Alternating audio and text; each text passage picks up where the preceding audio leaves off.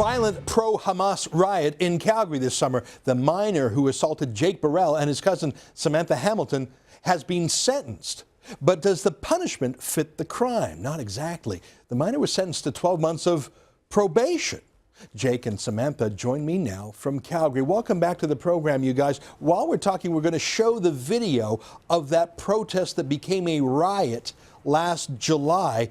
Jake, you were hit repeatedly. Samantha, you were knocked to the ground and punched. Remind our viewers what happened that fateful day in July while we show some video footage.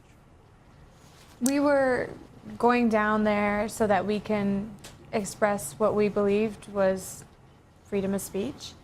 And we were assaulted by a group of pro-Palestinian protesters who had crossed the street, and some of which were originally involved in violence against another victim, Jeff Willerton. So you were there as peaceful counter-demonstrators. They came across the street and attacked you. Now, 4 people were charged, and the one who pled guilty and was sentenced yesterday, he was a minor, so we can't name him. But let me just tell a little bit about him, and then I want to ask you a very particular question, Samantha, because he hit you, and you were knocked to the ground by this thug. Now, he was born in what he calls Palestine, and here's the agreed-to statement of facts that was read into court yesterday.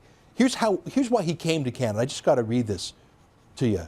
He witnessed significant conflict in his birthplace and remembers, for instance, seeing guns every day. His family moved to Canada with the goal of living in peace.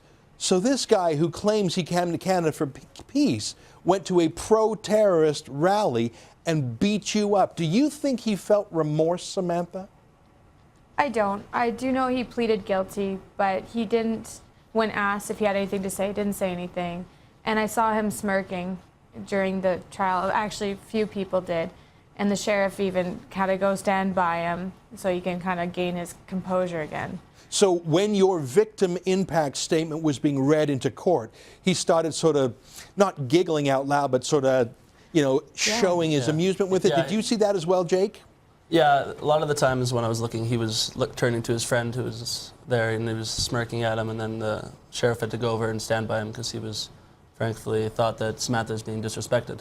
I want to read one more statement from the agreed statement of facts, and I think this is inappropriate. This is the agreed statement of facts that the prosecutor and defense agreed to, basically making a moral equivalence between the Jews and the Muslim extremists who beat them up. Here, let me quote.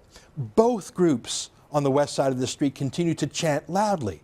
A member of the counter-protest group repeatedly blew a loud handheld air horn towards the protesters as they walked, as if chanting loudly was equivalent to being beaten up. Jake, I want to ask you, you were the guy wearing the Israel flag. It was around your neck like a noose. You were beaten as well.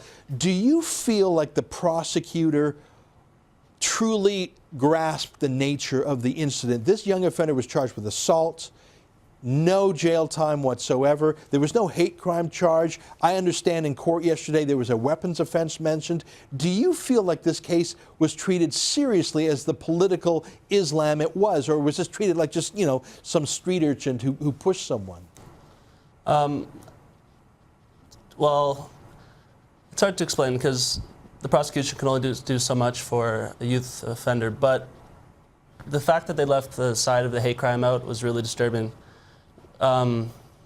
Just the fact that we were Jewish upset this guy so much, and you wonder what a person with a weapons charge could do in the future with that same hate, especially considering the circumstances of his offense were so little.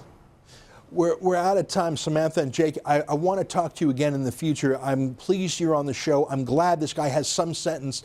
I'm furious that his name remains anonymous because he's a young offender, that he won't do a day in jail, and that he was smirking unapologetically as your impact statement was read out in court.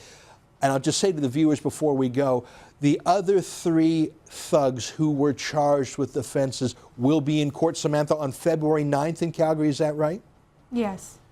You know, we'll spread the word. Maybe if we have more law-abiding Calgarians in the courthouse, the judge will realize how offensive these attacks on you were and not give them a slap on the wrist. Stay strong, you guys. You're heroes. Thank you.